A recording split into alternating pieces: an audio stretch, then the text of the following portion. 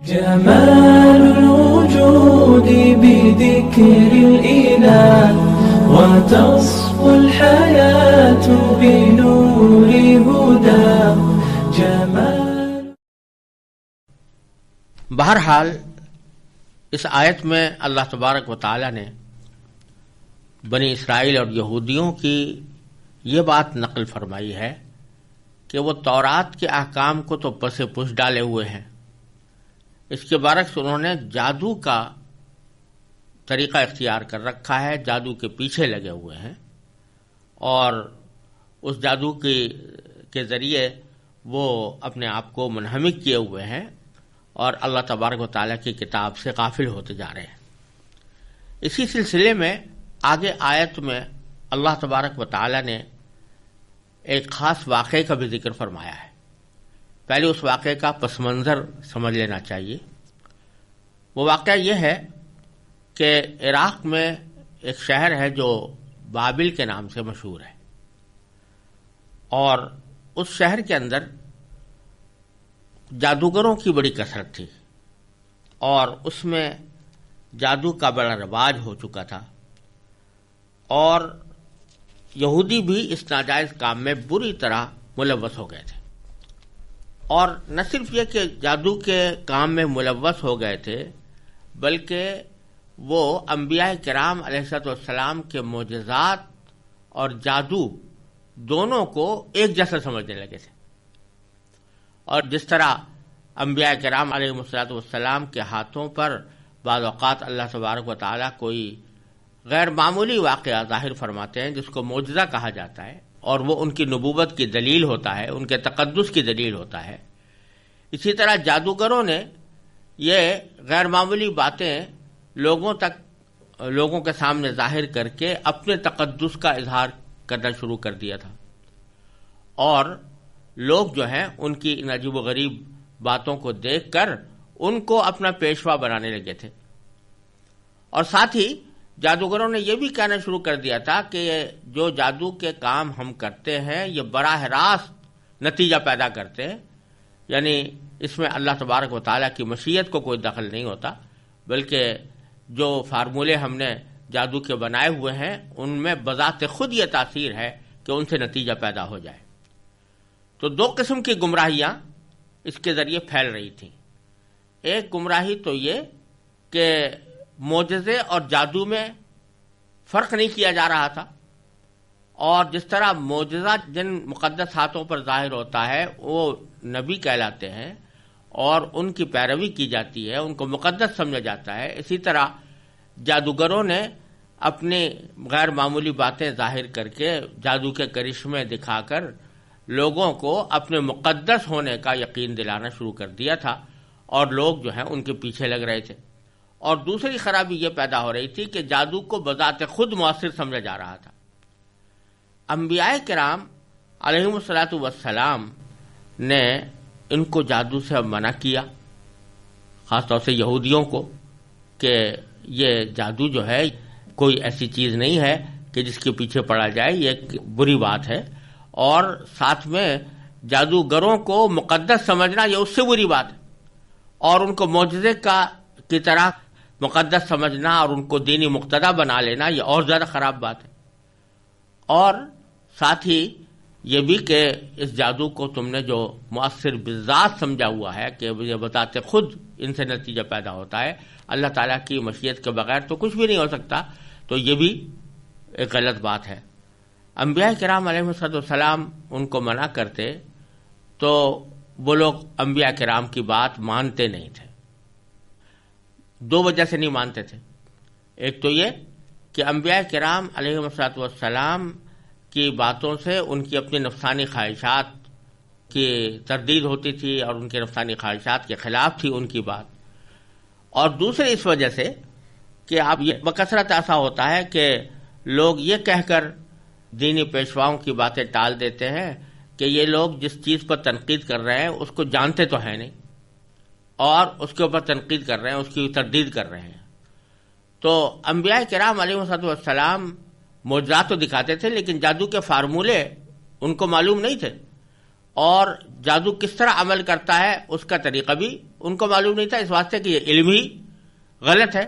اور ناجائز کام ہے، تو انبیاء کرام علیہ السلام کو اس کا کچھ علم نہیں تھا۔ تو اب اگر وہ لوگوں کے سامنے یہ کہتے کہ تم جو جادو کر رہے ہو یہ ناجائز کام ہے اور بعض اوقات انسان کو کفر تک پہنچا دیتا ہے، تو ان کا ٹکا سا ایک جواب یہ ہوتا کہ آپ تو خود جانتے ہی نہیں کہ جادو ہوتا کیا ہے اور جادو سے کس طرح نتائج پیدا ہوتے ہیں، لہذا جب آپ جانتے نہیں تو پھر آپ کو اس کے خلاف کچھ کہنے کا حق بھی نہیں ہے۔ اللہ تبارک و تعالی نے اس صورتحال میں لوگوں کی اصلاح کے لیے بھی اور لوگوں کے امتحان کے لیے بھی 2 فرشتے انسانی شکل میں دنیا کے اندر بھیجے اور بابل میں وہ مقیم رہے۔ ان دونوں فرشتوں کا نام ہاروت اور ماروت تھا۔ ان کو اللہ تبارک و تعالی نے سب کچھ سکھا دیا تھا کہ جادو کے فارمولے کیا ہوتے ہیں اور کس طرح وہ لوگ اس کو آزماتے ہیں، کس طرح اس سے عمل کیا جاتا ہے، یہ ساری باتیں ان کو سکھا دی تھی۔ ان فرشتوں نے آ کر انسانی شکل میں آ کر لوگوں کو خبردار کرنا شروع کیا کہ تم جس قسم کے جادو میں مبتلا ہو یہ جادو کوئی شریعت کا تقاضا نہیں ہے اور یہ گناہ کا کام ہے اور بعض اوقات انسان کو کفر تک پہنچا دیتا ہے، اور اس کو غلط استعمال اگر کرو گے تو دوہرا گناہ ہے، ایک تو جادو کرنے کا گناہ اور دوسرے اس غلط نتیجہ پیدا کرنے کا گناہ۔ یہ بات سمجھانے کے لیے اللہ تبارک و تعالی نے فرشتوں کو انسانی شکل میں بھیجا، اور ان فرشتوں نے انسانی شکل میں آ کر کچھ معجزات دکھائے جس کے نتیجے میں لوگ مان گئے کہ یہ واقعی اللہ تعالیٰ کے بھیجے ہوئے فرشتے ہیں۔ اب وہ جب جادو سے لوگوں کو منع کرتے تو کوئی یہ نہیں کہہ سکتا تھا کہ یہ لوگ جادو نہیں جانتے، کیونکہ انہوں نے سارا جادو کا علم ان کے پاس موجود تھا اور وہ لوگوں کو وہ فارمولے، جادو کے فارمولے اگر وہ پوچھتے تو بتا بھی دیتے تھے، لیکن ساتھ ساتھ یہ کہہ دیتے کہ ہم اس لیے بتا رہے ہیں تاکہ تم اس سے پرہیز کرو، اس لیے نہیں کہ تم اس پر عمل کرو، بلکہ اس لیے بتا رہے ہیں کہ تم اس سے پرہیز کرو۔ یہ ایسا ہی ہے جیسے کہ کوئی شخص کسی گمراہ مذہب یا گمراہ دین کی تفصیلات لوگوں کے سامنے بیان کرے اور ان سے کہے کہ یہ گمراہی کا دین ہے، تو ان کو یہ کہنے کا حق حاصل ہوتا ہے۔ اس کا بیان کرنے کا مقصد یہ نہیں ہوتا کہ لوگ اس دین کی طرف جائیں۔ مثلا آج اگر کوئی مسلمان عالم عیسائیت یا یہودیت یا ہندو مذہب یا بدھ مذہب کے عقائد کو بیان کرے اور کہے کہ ہندو مذہب میں یہ عقیدہ ہے، بدھ مذہب میں یہ عقیدہ ہے، عیسائی مذہب میں یہ عقیدہ ہے، یہودی مذہب میں یہ عقیدہ ہے، تو اس کا مطلب یہ نہیں ہوتا کہ لوگوں کو وہ اس عقیدے کی دعوت دے رہا ہے، بلکہ یہ بتاتا ہے کہ اس میں یہ خراب عقیدے موجود ہیں اور پھر اس کی تردید بھی کرتا ہے اور لوگوں کو متنبہ بھی کرتا ہے کہ تم اس غلط عقیدے کو اختیار نہ کرنا۔ یہی صورت ہاروت اور ماروت نے اختیار فرمائی کہ جادو ایک طرح سے ان کا دین بن چکا تھا، تو اس دین کی تفصیلات بیان کرنے کے لیے اللہ تبارک و تعالیٰ نے ان فرشتوں کو بھیجا تھا کہ تاکہ لوگوں کو تفصیلات بتائیں، اور تفصیلات بتانے کے ساتھ ساتھ یہ بھی بتائیں کہ ہمیں جو تمہارے پاس بھیجا گیا ہے یہ آزمائش کے لیے بھیجا گیا ہے کہ تم آیا ہماری بات مانتے ہو کہ نہیں مانتے ہو، لہذا تم کبھی ایسے جادو میں مبتلا نہ ہونا جس سے اللہ تبارک و تعالیٰ نے منع فرمایا ہے۔ یہ کام فرشتوں کو سونپا گیا تھا۔ انبیاء کرام علیہ السلام کو یہ کام اس لیے نہیں سونپا گیا کہ یہ انبیاء کرام کے شایان شان نہیں ہے کہ وہ جادو کے فارمولے لوگوں کو بتائیں اور زبان سے ان کو سمجھائیں کہ یہ فارمولے ہوتے ہیں۔ انبیاء کرام کے شایان شان یہ بات نہیں تھی۔ فرشتوں سے تو بہت سے تکوینی کام لیے جاتے ہیں اور ایسے کام لیے جاتے ہیں جو بظاہر شریعت کے خلاف ہوتے ہیں، مثلا کسی آدمی کو موت دے دینا، کسی کو قتل کروا دینا وغیرہ، یہ تکوینی کام ان سے لیے جا سکتے ہیں، لہذا اللہ تبارک و تعالی نے اس کے لیے انبیاء کرام کے بجائے فرشتوں کو منتخب فرمایا اور وہ جا کر لوگوں کو انہوں نے اس جادو کے فارمولے بتائے۔ بعض مفسرین نے یہاں یہ بھی بیان کیا ہے اور یہ احتمال بھی ظاہر کیا ہے کہ ہاروت اور ماروت لوگوں کو جادو کے فارمولے ان کو معلوم تو تھے لیکن وہ لوگوں کو سکھاتے نہیں تھے، بلکہ وہ سکھاتے تھے وہ اعمال کے جو شرعاً جائز ہیں، مثلا وہ دعائیں یا وہ ذکر یا وہ ایسی جھاڑ پھونک کے طریقے جو شرعاً جائز ہیں وہ سکھاتے تھے، اور ساتھ ساتھ یہ کہتے تھے کہ اس کو غلط استعمال نہ کرنا، یعنی کسی ناجائز مقصد کے لیے استعمال نہ کرنا، مثلا کسی میاں بیوی کے درمیان پھوٹ ڈالنے کے لیے تم یہ طریقہ اختیار نہ کرنا، یا کسی کی ناجائز محبت حاصل کرنے کے لیے یہ طریقہ اختیار نہ کرنا، یہ بھی بتاتے تھے۔ اور ہو سکتا ہے کہ دونوں ہی باتیں ہوں، کہ ایک طرف وہ جادو سکھاتے تھے تاکہ لوگ اس سے باخبر ہو کر اس سے اجتناب کریں، اور ہو سکتا ہے کہ متبادل طریقے پر کوئی ایسا جائز کام جو جھاڑ پھونک سے تعلق رکھتا ہو اور جو شرعاً جائز ہوتا ہے، جیسے قرآن کریم کی آیات بعض اوقات اس غرض کے لیے پڑھی جاتی ہیں کہ اس سے کوئی دنیاوی مقصد حاصل ہو جائے، تو بعض اوقات اس سے ہو بھی جاتا ہے، تو اس قسم کا کوئی عمل یہ سکھاتے ہوں کہ اس طرح کرنے میں تو کچھ حرج نہیں ہے، مگر اس طرح کرنے کو بھی اپنا مشغلہ نہ بنانا، بلکہ اس کو غلط استعمال نہ کرنا کہ اس سے کوئی ناجائز مقاصد حاصل کیے جائیں۔ تو بہرحال یہ فرشتے اس کام کے لیے بھیجے گئے تھے، لیکن ہوا یہ کہ بنی اسرائیل کے یہودیوں میں سے بڑی تعداد نے فرشتوں کی اس بات کو پر تو عمل کیا نہیں کہ وہ جادو سے پرہیز کریں، اور نہ اس بات پر عمل کیا کہ کسی جائز طریقے عملیات کو غلط مقصد کے لیے استعمال نہ کریں، بلکہ جادو کے فارمولے سیکھتے اور جا کے کہتے کہ ہم اس لیے سیکھ رہے ہیں تاکہ اس سے اجتناب کریں، اور وہ عملیات بھی ہو سکتا ہے سیکھتے ہوں، اور پھر ان کو استعمال کرتے تھے حرام کاموں میں، جادو کو پر بھی عمل کرتے تھے اور ان عملیات کو بھی استعمال کرتے تھے جائز کاموں کے بجائے ناجائز کاموں میں۔ تو اس سے بعض اوقات یہ کرتے تھے کہ میاں بیوی کے درمیان پھوٹ ڈالنے کا کام لے لیا اس جادو کے فارمولے سے یا کسی عملیات کے ذریعے۔ تو اللہ تبارک و تعالیٰ یہ فرما رہے ہیں کہ آگے وما انزل علی الملکین ببابل ہاروت و ماروت، یعنی یہودی پیچھے لگ گئے اس چیز کے جو نازل کی گئی تھی دو فرشتوں پر بابل شہر میں، ان دو فرشتوں کا نام ہاروت اور ماروت تھا۔ اور باری تعالیٰ فرماتے ہیں وما یعلمان من احد، یہ دو فرشتے کسی کو اس وقت تک کوئی تعلیم نہیں دیتے تھے حتی یقولا، یہاں تک کہ جب تک ان سے یہ نہ کہہ دیں کہ انما نحن فتنہ، کہ ہم تو محض آزمائش کے لیے بھیجے گئے ہیں، فلا تکفر، لہذا تم جادو کے پیچھے لگ کر کفر اختیار نہ کرنا۔ یہ اللہ تبارک و تعالیٰ نے ایک آزمائش کا طریقہ ان کے لیے بھیجا تھا۔ باری تعالیٰ فرماتے ہیں کہ فَيَتَعَلَّمُونَ مِنْهُمَا مَا يُفَرِّقُونَ بِهِ بَيْنَ الْمَرْءِ وَزَوْجِهِ، فَيَتَعَلَّمُونَ مِنْهُمَا، یہ لوگ پھر بھی ان دو فرشتوں سے وہ چیز سیکھتے تھے کہ ما یفرقون به، جس کے ذریعے وہ تفریق پیدا کر دیں، پھوٹ ڈال دیں، بین المرء وزوجہ، کسی مرد اور اس کی بیوی کے درمیان۔ اور ساتھ ہی اللہ تبارک و تعالیٰ نے اس عظیم حقیقت کو واضح الفاظ میں بیان فرمایا کہ جادو اگرچہ ایک حقیقت ہے اور اس کے کچھ اثرات ظاہر بھی ہوتے ہیں، اگرچہ وہ اللہ تعالیٰ نے منع کر رکھا ہے اس کے اوپر عمل کرنے سے، لیکن اس سے جو اثرات ظاہر ہوتے ہیں وہ اس لیے نہیں کہ جادو میں بذات خود یہ تاثیر یا بذات خود یہ طاقت ہے کہ وہ نتیجہ ظاہر کر دے، بلکہ اس کائنات میں کوئی بھی عمل اللہ جل جلالہ کی مشیت کے بغیر نہیں ہو سکتا۔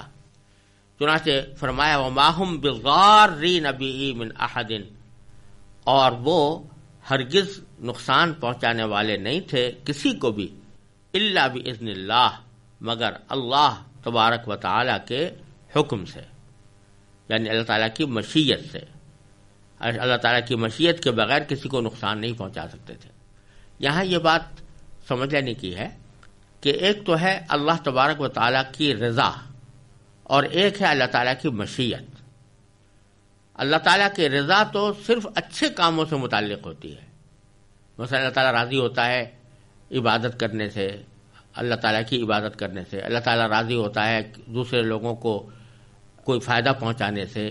دوسرے لوگوں کی امداد کرنے سے، خوش اخلاقی سے، اور جتنے بھی جائز یا مستحب کام ہیں یا واجب اور فرائض ہیں ان کی بجا آوری سے اللہ تعالیٰ راضی ہوتے ہیں. اور ایک ہے مشیت. مشیت کے معنی ہے اللہ تبارک و تعالیٰ کا ارادہ. تو یہ ساری کائنات اللہ تعالیٰ کی مشیت سے چل رہی ہے. اس میں اگر مسلمان پیدا ہو رہا ہے تو وہ بھی اللہ تعالیٰ کی مشیت سے پیدا ہو رہا ہے، اس میں کافر پیدا ہو رہا ہے تو وہ بھی اللہ تعالیٰ کی مشیت سے ہو رہا ہے، اس میں شیطان پیدا ہوا تو وہ بھی اللہ تعالیٰ کی مشیت سے ہوا. اگر کسی کو نفع پہنچ رہا ہے تو وہ بھی اللہ تعالیٰ کی مشیت سے پہنچ رہا ہے، کسی کو نقصان پہنچ رہا ہے تو وہ بھی اللہ تعالیٰ کی مشیت سے پہنچ رہا ہے. کوئی زندہ ہے تو اللہ تعالیٰ کی مشیت سے ہے، کسی کو موت آئی ہے تو اللہ تعالیٰ کی مشیت سے ہے. اور جو لوگ جرائم کا ارتکاب کرتے ہیں کہ کسی کا قتل کر دیا، کسی کا مال لوٹ لیا، اس پر اللہ تعالیٰ راضی تو نہیں ہے، اللہ تعالیٰ کی رضا اس کے اندر موجود نہیں ہے، لیکن اللہ تعالیٰ کی مشیت ہے. یعنی کوئی بھی شخص چاہے وہ کتنا ہی بڑا طاقتور انسان کیوں نہ ہو، لیکن کسی دوسرے کو قتل نہیں کر سکتا جب تک اللہ تعالیٰ کی مشیت اس میں شامل نہ ہو. کسی کو نقصان نہیں پہنچا سکتا جب تک کہ اللہ تعالیٰ کی مشیت اس میں شامل نہ ہو. کیونکہ طاقت تو کسی میں بھی نہیں ہے اس کائنات میں سوائے اللہ تبارک و تعالیٰ کی طاقت کسی میں نہیں ہے. اللہ تبارک و تعالیٰ نے البتہ آزمائش کے لیے یہ فرمایا ہوا ہے کہ اگر تم یہ چیزیں گناہ ہیں، حرام ہیں، ناجائز ہیں، لیکن اگر تم اپنے ارادے سے یہ گناہ کرو گے یا کرنا چاہو گے تو ہم اپنی مشیت سے اس کو پورے تکمیل تک پہنچا دیں گے، اس کو وجود میں لے آئیں گے. یہ اللہ تعالیٰ کی مشیت ہے. تو اس لیے کسی کو بھی اس کائنات میں کوئی نفع یا کوئی نقصان اللہ تعالیٰ کی مشیت کے بغیر نہیں پہنچ سکتا. تو جو لوگ یہ سمجھتے ہیں کہ جادو کے اندر بذات خود یہ تاثیر ہے، مثال کے طور پر جادو میں کوئی یہ تاثیر ہے کہ کسی کو بیمار کر دے، جادو میں یہ تاثیر ہے کہ دلوں میں پھوٹ ڈال دے، تو جادو میں کوئی تاثیر نہیں ہے، لیکن یہ ایک سبب ہے. جیسے دوا ایک سبب ہوتی ہے، کسی مریض کو اگر دوا دی جائے تو دوا میں بذات خود کوئی تاثیر نہیں ہوتی کہ وہ کسی کو شفا دے دے یا کسی کو صحت مند کر دے، لیکن دوا کو اللہ تعالیٰ نے ایک سبب بنایا ہے، ایک ذریعہ بنایا ہے. اس دوا کو جب استعمال کیا جاتا ہے، ذریعے کو اور سبب کو استعمال کیا جاتا ہے، تو جب اللہ تعالیٰ چاہتے ہیں تو اس ذریعے کو مؤثر بنا دیتے ہیں اور اس سبب کے اندر تاثیر پیدا فرما دیتے ہیں، اور اللہ تعالیٰ کی مشیت سے اس کے وہ مؤثر ہو جاتی ہے، اس سے وہ مطلوبہ نتیجہ حاصل ہو جاتا ہے. تو یہی معاملہ جادو کا بھی ہے کہ جو لوگ جادو کے ذریعے دوسروں کو نقصان پہنچاتے ہیں، یہ ہے سخت گناہ، بلکہ بعض اوقات اس انسان کو شرک اور کفر تک پہنچا دیتا ہے. لیکن اس جادو میں بذات خود تاثیر نہیں، یہ ایک سبب کا درجہ ہے. تو اس سبب کے ذریعے وہ نتیجہ اللہ تعالیٰ پیدا فرماتے ہیں، اپنی مشیت سے پیدا فرماتے ہیں. اس کی ایک مثال یہ سمجھ لیجئے کہ جیسے کوئی شخص پستول کے ذریعے دوسروں کو قتل کرتا ہے، تو یہ پستول جو ہے یہ ایک گولی، یہ ایک ذریعہ ہے، ایک سبب ہے، اور اللہ تعالیٰ کی قدرت کے بغیر وہ سبب نہیں بنا. اللہ تعالیٰ نے اپنی قدرت سے اس کو سبب بنایا، اور پھر جب کوئی شخص اس کا ارتکاب کرتا ہے تو اس ارتکاب کو مؤثر بنانے کے لیے اللہ تبارک و تعالیٰ کی مشیت شامل ہوتی ہے اس میں، لیکن رضا اللہ تعالیٰ کی شامل نہیں ہوتی. اللہ تعالیٰ راضی نہیں ہوتا اس کے اوپر، اور اسی لیے اس کے اوپر عذاب دیتا ہے. فرمایا کہ جو شخص کسی کو بغیر کسی وجہ کے قتل کرے تو اس کی جزا جہنم ہے، ہمیشہ ہمیشہ اس میں رہے گا. لیکن یہ کہہ رکھا ہے کہ اگر تم پکا عزم کر کے اپنی طرف سے ارادہ پورا کر لو گے، قصب کر لو گے، تو ہم تمہارے اس عمل کو مؤثر بنا دیں گے مشیت کے ذریعے، تکوینی مشیت کے ذریعے. تو یہی بات یہاں پر اللہ تعالیٰ فرما رہے ہیں وَمَا هُمْ بِضَارِّينَ بِهِ مِنْ أَحَدٍ. اس جادو کے ذریعے وہ کسی کو بھی نقصان پہنچانے کی طاقت نہیں رکھتے، الا بِإِذْنِ اللَّهِ، مگر اللہ کی مشیت کے ذریعے. لہذا ان کا یہ سمجھنا کہ جادو بذات خود تاثیر رکھتا ہے، یہ غلط ہے. پھر آگے فرمایا وَيَتَعَلَّمُونَ مَا يَضُرُّهُمْ وَلَا يَنْفَعُهُمْ. یہ ہاروت اور ماروت سے وہ چیزیں سیکھتے تھے جو ان کو نقصان پہنچائیں اور نفع نہ پہنچائیں. یہ سارا ان کا طرز عمل اور اس کی خرابی بیان کرنے کے بعد اللہ تبارک و تعالیٰ فرماتے ہیں وَلَقَدْ عَلِمُوا،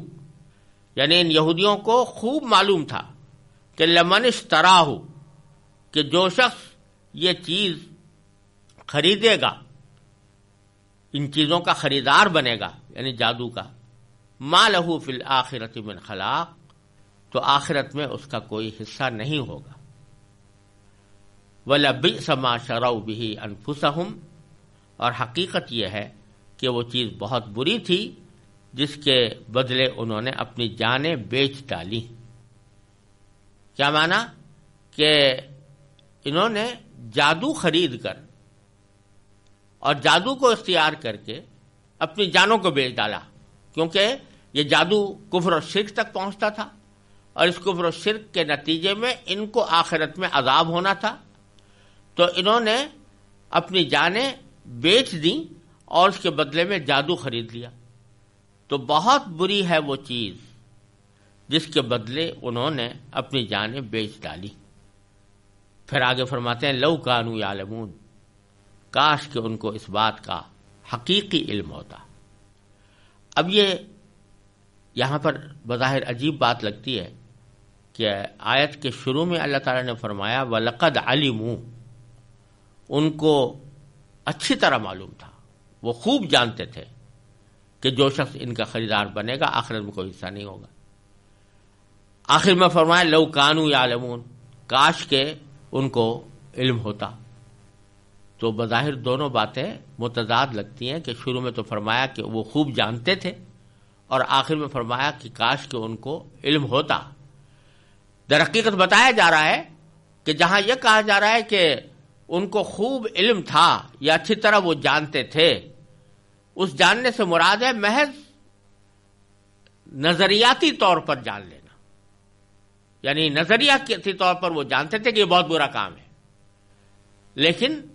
علم حقیقی وہ ہوتا ہے جو انسان کو عمل پر آمادہ کرے۔ اگر کسی چیز کی آدمی برائی جانتا ہے تو اس سے پرہیز کرے،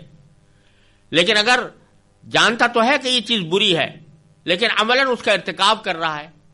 تو پھر وہ علم نہیں ہے، وہ حقیقی علم نہیں ہے، وہ محض ظاہری علم ہے، نظریاتی علم ہے، وہ فائدہ مند علم نہیں ہے، حقیقی علم نہیں ہے۔ تو اس میں اللہ تبارک و تعالیٰ نے ایک بہت بڑی حقیقت ہم سب لوگوں کے لیے واضح فرما دی اور ہمیں سبق دے دیا کہ کوئی بھی اچھی بات اگر تم معلوم کرو یا اس کا تمہیں علم حاصل ہو تو محض جان لینا اس کا کافی نہیں ہے، وہ معیار فضیلت نہیں ہے۔ وہ فائدہ مند اس وقت ہوگا جب اس علم پر عمل کرو گے۔ اگر تم نے یہ جان لیا کہ جھوٹ بولنا حرام ہے، تم نے یہ جان لیا کہ غیبت کرنا حرام ہے، تم نے یہ جان لیا کہ کسی دوسرے کو تکلیف پہنچانا حرام ہے، تو جان تو لیا، لیکن یہ علم اس وقت تک تمہارے کام نہیں آئے گا جب تک کہ تم خود اس پر عمل کر کے ان چیزوں سے اجتناب نہ کرو۔ اگر جانتے تو ہو مگر جھوٹ بول رہے ہو، اگر جانتے ہو مگر غیبت کر رہے ہو، اگر جانتے ہو مگر دوسرے کا دل دکھا رہے ہو، تو یہ سارے اعمال، یہ سارا تمہارا علم جو ہے یہ بیکار ہے، بے فائدہ ہے۔ تو یہ چیز اللہ تعالیٰ نے واضح کرنے کے لیے شروع میں ان کے بارے میں کہا کہ خوب جانتے ہیں، اور آخر میں فرمایا کاش کے جانتے، یعنی حقیقی علم کاش کہ ان کو ہوتا تو پھر یہ اس علم کے مطابق عمل کرتے اور ان چیزوں سے اجتناب کرتے۔ پھر فرمایا کہ وَلَوْ أَنَّهُمْ آمَنُوا وَاتَّقَوْا، اور اگر وہ ایمان اور تقوی اختیار کرتے، لَمَثُوبَةٌ مِّنْ عِندِ اللَّهِ خَيْرٌ، تو اللہ کے پاس سے ملنے والا ثواب یقیناً کہیں زیادہ بہتر ہوتا۔ پھر دوبارہ فرمایا کہ لَوْ كَانُوا يَعْلَمُونَ، کاش کہ ان کو اس بات کا بھی حقیقی علم ہوتا۔ تو ظاہری جو علم تھا، نظریاتی جو علم تھا، اس کا شروع میں ایک مرتبہ ذکر فرمایا، لیکن جو حقیقی علم